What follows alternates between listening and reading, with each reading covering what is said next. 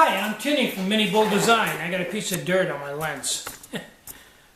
Hi, I'm Tinny from minibulldesign, and I forgot my hat.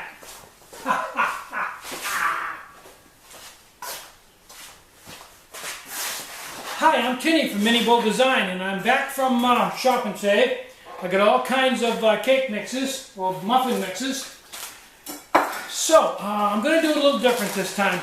I've cooked 3 or 4 times outside, so I've earned my wings for cooking outside. I know this setup works quite well outside, and I've proven it 3 or 4 times.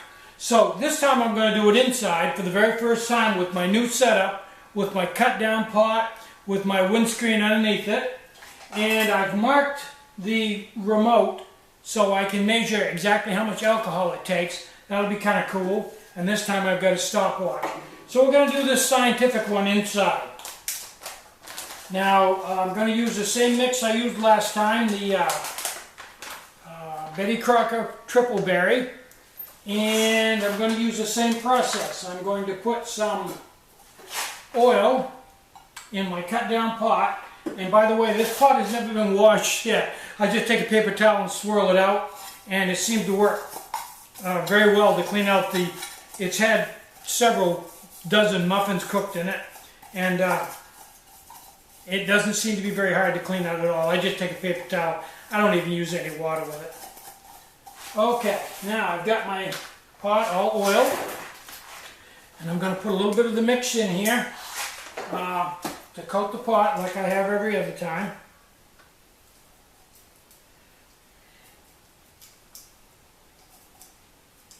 Okay, and there we go. We've got the pot all coated. Okay, we'll set that aside.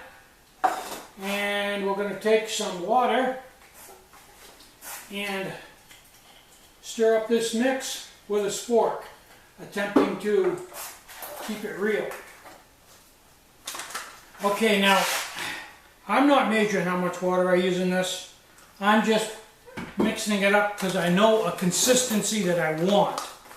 I've discovered that this is very important that you get it the right consistency, because if it's too wet, it'll take a long time for it to cook in the middle, and by the time it's cooked in the middle, because it's so wet, it'll actually burn on the outside. On the other hand, if it's a little too dry, it'll cook perfect, but the end product will be just dry, very dry, like Pop-Tarts. So, I have found that getting just the right consistency for me makes a big difference in the end product. So this is the part of it that I take my time on and make sure that I've got it the consistency I want.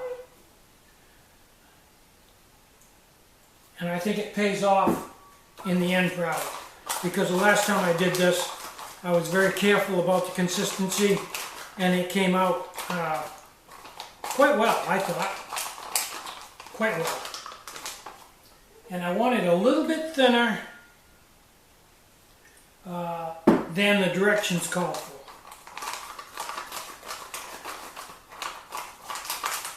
And the directions call for a ½ a cup, so I'm using obviously a little more than a ½ a cup. And I'm getting right down in the corners. Okay, now my consistency is like that.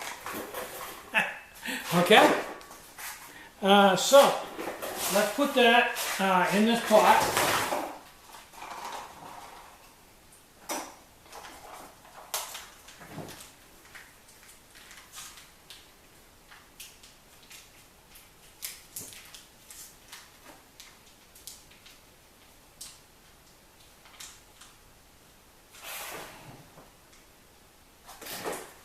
Okay, clean the spoon off.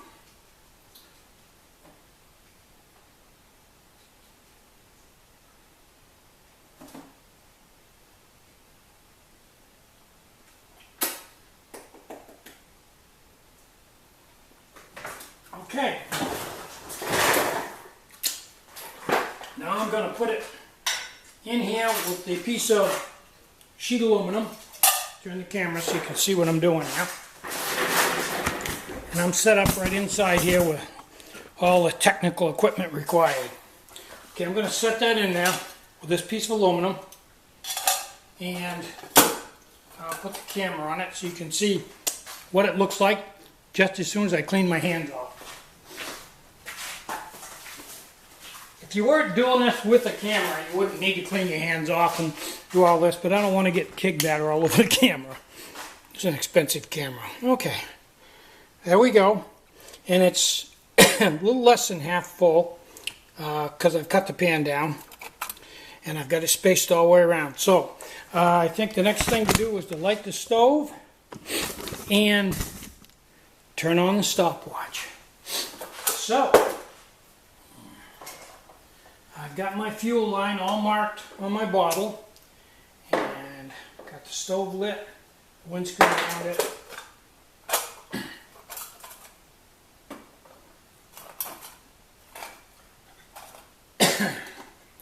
And started my stopwatch. Okay, this windscreen is kind of wet. I know I did dry it out, but let's crank that down. Get a look-see here. I'll turn the lights out.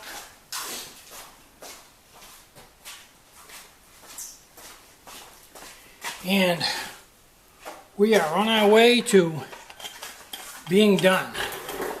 Okay, you can see I've marked the bottle here. Now, by my calculations, every 7/10 of an inch is 1 ounce. So when I get done, I'll measure it and use a calculator and figure out